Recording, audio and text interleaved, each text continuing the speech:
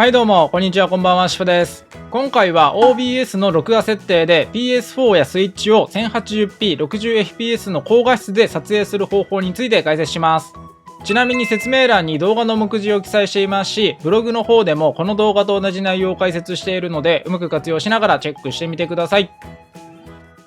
まず最初に OBS で録画設定を行う前に必要な準備や確認事項をチェックしていきますが、OBS スタジオのインストール、キャプチャーボードの準備、使用している PC のスペック確認、これら3つのことについて確認してもらう必要があります。まず最初に OBS スタジオのインストールについてですが、今回は OBS スタジオで録画設定を行っていくので、まだ PC に OBS スタジオをインストールしていない人はインストールしてもらう必要があります。ちなみに使用しているキャプチャーボードによっては付属でキャプチャーソフトがついてくることがありますが、個人的には付属のキャプチャーソフトはできることの幅が少ないので OBS スタジオを使用することを推奨しています。まだ OBS スタジオを PC にインストールしていないのであれば、説明欄にインストール方法を解説した動画リンクを記載しておくのでチェックしてみてください。次にキャプチャーボードの準備についてですが、 PS4 や Switch の映像を OBS に移すにはキャプチャーボードという機材を使用して映像を移していくのですが、準備することはできていますでしょうか？一応 PS4 に関してはリモートプレイを活用することでキャプチャーボードを使用しなくても OBS に映像を移して録画することができますが、遅延などがあったりするので個人的にはキャプチャーボードを使用することを推奨しています。ちなみにキャプチャーボードについて調べてみると、たくさんの会社から様々な機種が販売されているので、どれを購入したらいいのかわからない人もいると思います。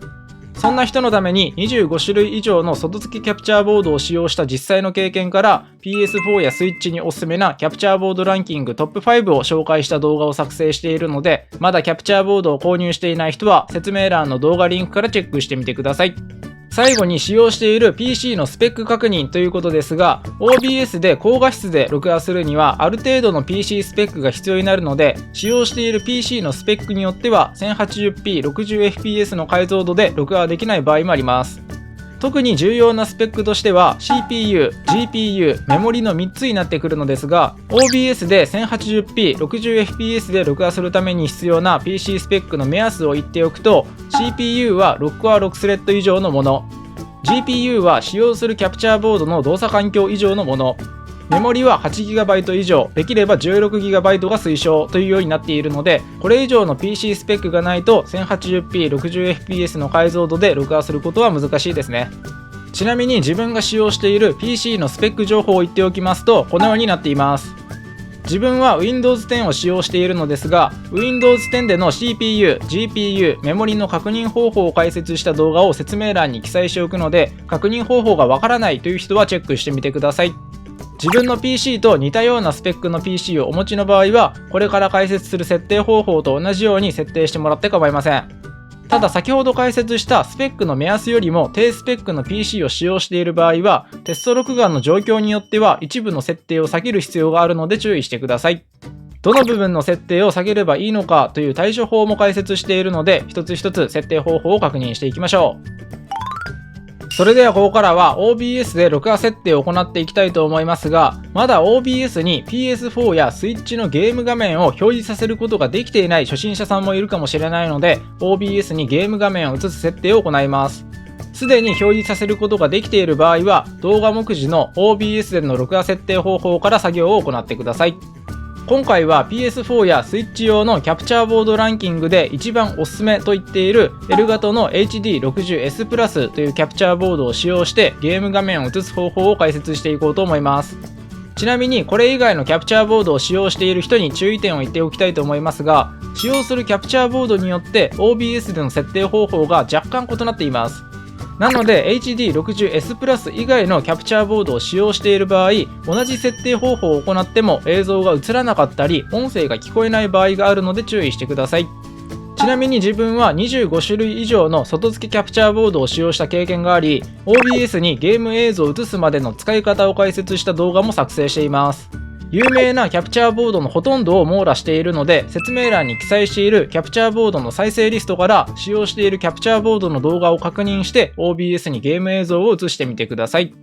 ちなみに OBS にゲーム映像を映すまでの手順を大まかに解説しておくと、 HDCP を解除する、HD60S プラスを下記に接続する、OBS スタジオにゲーム画面を映すという手順で解説していきますが、一部説明が長くなりそうなところは別の動画で確認してもらうようにしているので、あらかじめご了承ください。まずは HDCP というコピーガードを解除していきます。この作業は PS4 を使用する場合のみに必要な作業となっており、これを行わないとゲーム画面が映りませんし、一瞬だけゲーム音が聞こえたり聞こえなかったりすることを繰り返す症状が出てしまうので注意してください。ちなみにスイッチの映像を映したい場合は必要ないので飛ばしてもらって構いません。この設定は割と有名なので、すでにやっている人も多いと思いますが、まだ PS4 の HDCP を解除していないという人は、説明欄に記載している動画リンクから設定方法を確認することはもちろん、HDCP を解除することの注意点についても確認するようにしてください。次に HD60S プラスを各機器に接続していきます。特に決まった順番はありませんが、まずは PS4 やスイッチからの HDMI を HD60S プラスのイン側に接続してください。ちなみに今回は PS4 を使用して解説していきます。次にアウト側に付属の HDMI ケーブルを接続し、もう片方はゲーム画面を映したいモニターに接続してください。次に付属で USB ケーブルがあるので Type-C の方を HD60S プラスに接続してください。次に反対側の Type-A の方を PC に接続すると PC から電源が供給されて HD60S プラスが光るので、それを確認できたら接続完了です。ただ注意点として PC に接続するときに USB2.0 の端子に接続してしまうと動作しないので、必ず USB3.0 以上の端子に接続するようにしてください。USB2.0 と 3.0 の見分け方がわからないという人は、説明欄に見分け方を解説した動画リンクを記載しておくので要チェックです。次に OBS にゲーム画面を映す方法を解説していきます。ちなみに自分は Windows を使用しているので Windows 版の OBS の画面で解説していきます。まずはゲーム画面を表示させたいシーンを選択し、ソースの欄のプラスをクリックして映像キャプチャーデバイスをクリックしてください。するとソースを作成選択という画面が表示されますが、分かりやすい名前を付けたら OK をクリックしてください。今回は初期設定のまま解説していきます。するとプロパティが表示されるので、デバイスの項目にゲームキャプチャー HD60S プラスを選択してください。次に解像度 FPS タイプはカスタム、解像度は 1920×1080、 FPS は出力 FPS に合わせるに設定してください。もしも PS4 Pro を使用していて本体設定で 4K 解像度の設定をしている場合は 3840×2160 に設定してもらっても構いません。次に音声出力モードが音声のみをキャプチャーであることを確認できたら OK をクリックしましょう。すると OBS に PS4 の画面が映ります。ただ今の状況では録画を行った時にはゲーム音が入っていますが、 PC に接続したヘッドホンからはゲーム音が聞こえない設定になっています。この状態でゲーム音声を聞きたいのであれば、パススルー出力しているモニターにヘッドホンやイヤホンを接続することでゲーム音を聞くことができるのでやってみてください。ちなみにゲーム機本体やコントローラーなどにヘッドホンやイヤホンを接続してしまうと音声出力が切り替わってしまって OBS にゲーム音声が入らなくなってしまうので注意しましょう。もしも OBS で設定した BGM を聞きたかったり Discord などで通話しながら録画するなどゲーム音以外の PC からの音を聞きたいのであれば PC にヘッドホンやイヤホンを接続する必要があるので、ゲーム音が聞こえるような設定を今から解説していきます。まずは音声ミキサーの項目にある歯車マークをクリックし、オーディオの詳細プロパティをクリックしてください。するとこのような画面が表示されますが、映像キャプチャーデバイスの音声モニタリングをモニターのみ出力はミュートにしてください。するとゲーム音が聞こえるようになるので閉じるをクリックして画面を閉じましょう。もしもこれでゲーム音が聞こえない場合は PC 側のサウンド設定がおかしい可能性があります。Windows 10でのやり方になりますが、デスクトップ画面右下にあるスピーカーマークの上で右クリックしてサウンドをクリックします。するとこのような画面が表示されますが、再生タブをクリックしてください。次に実際に使用しているヘッドホンをクリックして選択し、規定値に設定をクリックしてください。実際に使用しているヘッドホンにチェックマークがついたことを確認できたら OK をクリックしましょう。あとは OBS を一度閉じてから再起動してみるとゲーム音がヘッドホンから聞こえてくるので確認してみてください。ちなみにこの後に録画設定を行って実際に録画した動画を確認しながらゲーム音の確認を行っていきますが、ゲーム音の音量調整方法を先に言っておくと、ゲーム内の設定で音量調整を行うか、音声ミキサーの項目にある映像キャプチャーデバイスの音量調整バーを動かして音量調整を行うので覚えておいてください。あと OBS に移したゲーム画面の画質をさらに上げる方法を解説した動画も作成しています。低スペックの PC でも簡単に行える方法となっているので、気になる人は説明欄の動画リンクからチェックしてみてください。それではここからようやく OBS での録画設定方法を解説していきますが、出力の設定、音声の設定、映像の設定という3つの設定項目を今から設定していきます。ちなみに YouTube に動画投稿するときに推奨されている設定方法で解説していくので、あらかじめご了承ください。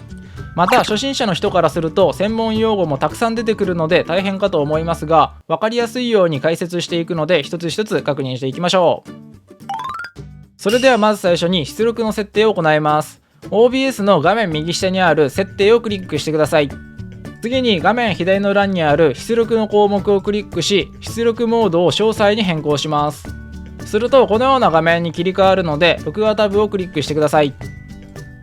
上から順番に解説していきますが、まずは種別が標準であることを確認してください。次に録画ファイルのパスという項目で録画した動画の保存先を決めていきますが、参照をクリックするとこのように PC 内のどこのフォルダに録画した動画を保存するのか決めることができるので、管理がしやすい場所を選択できたらフォルダの選択をクリックしてください。すると選択したフォルダの場所が表示されます。ちなみにその下にあるスペースなしのファイル名を生成のチェックは外したままにしておいてください。次に録画フォーマットを MP4 に変更します。次に音声トラックの位置にチェックがついていることを確認したら、上にある音声タブをクリックしてください。次にこのような画面が表示されるので、トラック1の音声ビットレートを128に変更してください。設定できたら録画タブをクリックして元の画面に戻りましょう。次にエンコーダの項目を X264 に設定してください。ちなみにこの X264 のエンコーダは CPU を使用して録画の処理を行うエンコード方式となっており、高スペックな CPU を使用しているのであれば高画質で録画できるのでおすすめです。次に出力をリスケールするのチェックが外れていることと、カスタムマルチプレクサーの設定は空欄になっていることを確認してください。次にレート制御の項目が CBR であることを確認してください。これを設定することで安定したビットレートにすることができるので、録画した動画がカクつきにくくなるなど映像が安定しやすくなります。他にもいろいろと選択することができますが、様々なところから情報を調べてみたり実際に設定して録画してみましたが、映像がおかしくなることがあったので、ここは CBR 一択でいきましょう。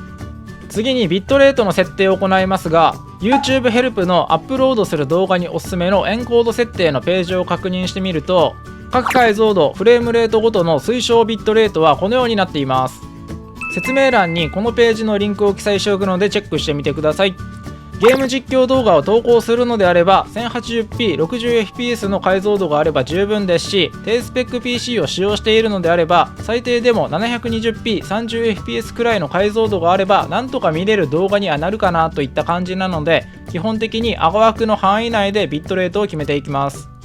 ちなみに今回の場合はタイトルでも言っているように 1080p60fps で録画を行いたいので、その場合のビットレート上限は 12Mbps、kbps にすると 12000kbps まで設定できるというのは分かりますか？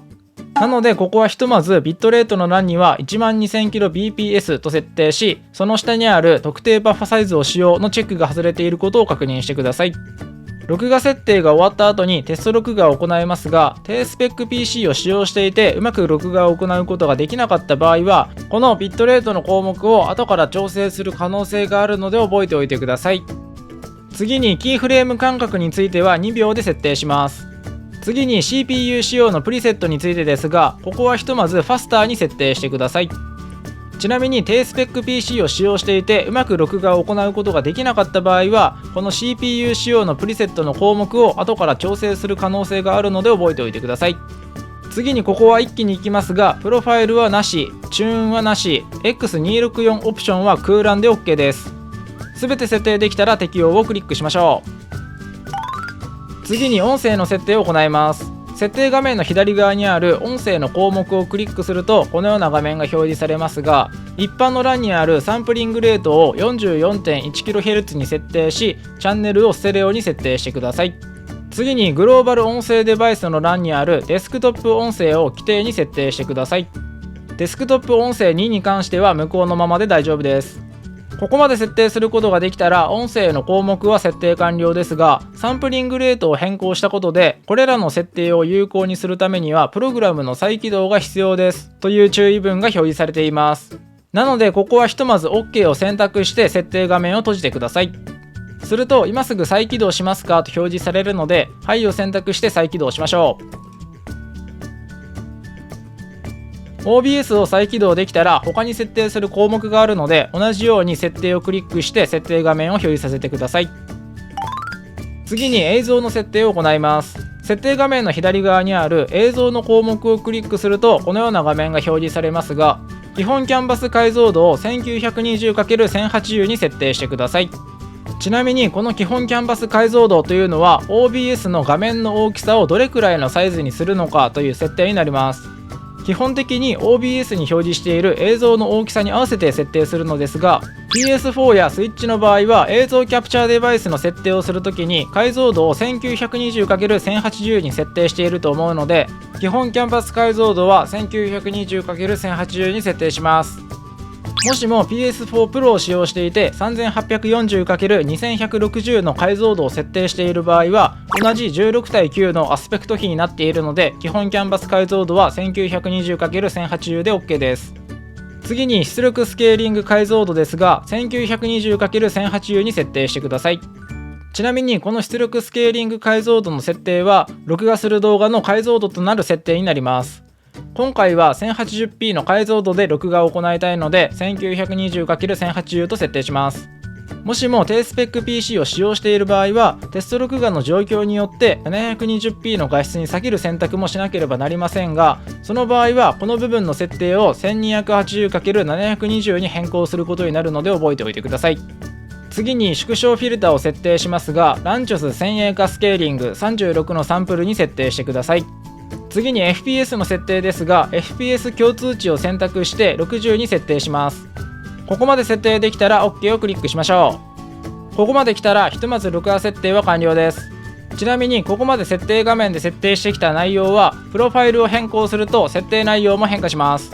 プロファイルはそれぞれに名前を付けることができ複数作成することができるので、今回の PS4 スイッチ用の録画設定はもちろん生配信する時の設定や PC ゲーム用の設定など使い分けることが可能なので、状況に合わせて使い分けてみてください。あと実際に録画する時はマイクを使用して自分の声を入れたい人もいるのではないでしょうか。ここでマイク設定方法を解説してしまうとものすごく長くなってしまうので、説明欄にマイク設定方法を解説した動画リンクを記載しておきます。マイク設定方法がわからない人はチェックしてみてください。録画設定が終わったら実際にテスト録画をして映像や音声を確認していきますが、その前に2つほど準備してもらうものがあります。まず1つ目はテスト録画中の CPU 使用率を確認するためにタスクマネージャーを表示させてください。Windows 10の場合は Ctrl プラス Shift プラス Escape の3つのキーを同時押しするとこのようにタスクマネージャーを表示させることができます。もしくは画面下の黒いタスクバーを右クリックすることでもタスクマネージャーを選択することが可能なので、実際に起動させてみてください。タスクマネージャーを表示させることができたらプロセスのタブをクリックすることで CPU 使用率を確認することができます。この CPU 使用率が 70% を超えてしまうと録画した映像がカクついてしまったり音声がおかしくなってしまうことがあるので、テスト録画を実際に行っている時に CPU の数値が 70% 以上にならないように確認してください。次に2つ目に準備するものとしては録画した動画の保存先を開いておいてください。テスト録画を行った後は録画した動画を確認してカクつきがないか、音声に異常はないか、ゲーム音量やマイク音量は大丈夫なのか確認していくので、先に保存先を開いておくのがおすすめです。やり方としては OBS の画面左上にあるファイルをクリックして録画を表示をクリックすると保存先を開くことができるので準備しておいてください。ここからはテスト録画のやり方を解説していきます。まずは OBS の画面右下にある録画開始をクリックしてください。録画が始まったらまず最初に CPU 使用率の確認を行います。基本的に何も動かさないで映像が動かないと CPU 使用率は低くなり、ゲームのキャラクターを操作して画面を動かすと CPU 使用率が高まるので、実際にキャラを動かしながら CPU 使用率が 70% を超えないかチェックしてください。もしも 70% を超えてしまうと録画した動画がカクついてしまったり音声がおかしくなってしまうので注意しましょう。ちなみによくある質問として、画面を動かした時に一瞬だけ CPU 使用率が 70% を超える時があるけどそれは大丈夫なのかという質問が来るのですが、一瞬だけならば映像がカクついたり音声がおかしくなるという確率は低いですね。ただどうしても不安が残るので、できるだけ CPU 使用率は 70% 以下に収まるように設定するのがおすすめです。CPU 使用率が 70% を超えていないのであれば問題ないので、このままテスト録画を続行してゲーム映像の録画を行うのはもちろん、マイクを使用しているのであれば実際に声を出してマイク音声も収録し、いい感じに録画することができたら録画終了をクリックしてください。そして録画した動画を確認しながらゲーム音量の調整を行ったり、マイク音声も入れている場合はマイクの音量調整も行うようにしましょう。ここからは CPU 使用率が 70% を超えてしまった時の対処法を解説していきますが、 CPU 仕様のプリセットをベリーファーストやスーパーファーストにする、ビットレートを下げながら出力スケーリング解像度を 1080p30fps、720p60fps、720p30fps と段階的に下げる、エンコーダを NVIDIA NVENCE H264 に設定するという3つの方法があります。ひとまず設定を変更していくので、録画終了をクリックし設定をクリックしてください。ちなみに OBS の録画終了をクリックしてから設定を変更しないと設定が反映されないので注意しましょう。次に設定画面の出力の項目をクリックし録画タブであることを確認しますが、まず最初に設定を変更するなら CPU 仕様のプリセットを変更します。この設定は画質に関わる設定になりますが、この設定をベリーファーストやスーパーファーストというように上の方の設定を選択することで CPU 使用率を大きく減らすことができますし、スーパーファーストからファーストの間ならば設定を変更してもそんなに画質が影響がないと言われています。なので最初はベリーファーストに設定してもう一度テスト録画を行い、それでも CPU 使用率が 70% を超えるのであればスーパーファーストに設定を変更して再確認ということをやってみてください。これでも CPU 使用率が 70% を超えてしまうなら、次はビットレートを 12000kbps から下げながら出力スケーリング解像度を 1080p30fps、720p60fps、720p30fps というように段階的に下げていきます。まずはビットレートを 500kbps や 1000kbps ずつ徐々に下げていき、その都度テスト録画を行って CPU 使用率を確認してみてください。もしもビットレートが 8000kbps より下がってしまう場合は 1080p60fps で録画することは諦めて 1080p30fps に変更していきます。設定画面の左にある映像の項目をクリックし FPS 共通値を30に変更してください。あとは同じようにテスト録画を行いつつ CPU 使用率が 70% 以下になるまでビットレートの調整を行いましょう。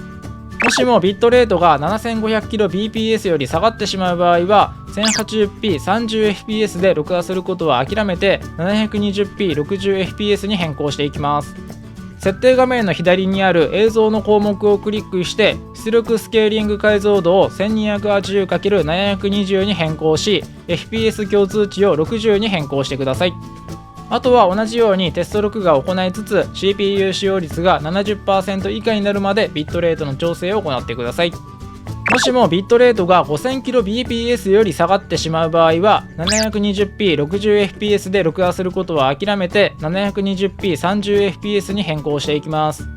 設定画面の左にある映像の項目をクリックして FPS 共通値を30に変更してください。あとは同じようにテスト録画を行いつつ CPU 使用率が 70% 以下になるまでビットレートの調整を行ってください。もしもビットレートが 4000kbps より下がってしまう場合は 720p30fps で録画することは諦めて 480p60fps で録画することになりますが、さすがにこれだけ解像度が落ちてくると画質が悪くなってしまうのであまりお勧めできません。なので最後の方法になりますが、エンコーダを NVIDIA NVENCE H264 に設定すると GPU で録画の処理を行うようになるので、こちらなら高画質で録画できる可能性がありますね。エンコーダを NVIDIA NVENCE H264 に設定した場合の録画設定方法に関しては PC ゲームを録画するときにおすすめの設定方法として紹介していますが、説明欄に記載している動画リンクを確認し、動画目次の出力の設定から確認してもらえれば十分理解できると思うのでチェックしてみてください。ちなみに GPU が搭載されていない PC を使用している場合は選択することができませんし、 GPU が搭載されていたとしても NVIDIA の RTX2000 番台以上の GPU じゃないと X264 よりも画質が悪くなってしまうという情報があるので注意が必要です。もしもエンコーダに NVIDIA NVENCE H264 が選択できなかったり RTX2000 番台以上の GPU を使用していないのであれば、これ以外の対処法はないので完全にお手上げになります。なので OBS で録画を行えるくらいの高スペックな PC に買い替えるようにしてください。ちなみに GPU は AMD Radeon を使用している人もいると思いますが、自分はそれが搭載された PC を使用したことがないのでよくわかりません。おそらく違うエンコーダが表示されていると思いますが、設定方法もわからないので自力で設定するようにしてください。はい、これで今回の動画は終わりにしたいと思いますが、このチャンネルではこういった感じで OBS の各種設定方法や録画や配信に使用する機材の情報、これからゲーム実況を始めたい人向けの情報など、実際にゲーム実況活動や YouTube 活動をしているからこそわかる情報を発信しています。もし参考になったらチャンネル登録していただけると今後もこういった情報を発信していくのですぐにチェックすることが可能です。ちなみにブログの方でも今回の動画の内容について解説していますし、Geartix というサイトで実際に使用している機材情報も紹介しています。説明欄に関連する各リンクを記載しておくので気になる人はチェックしてみてください。最後までご視聴いただきありがとうございました。またね。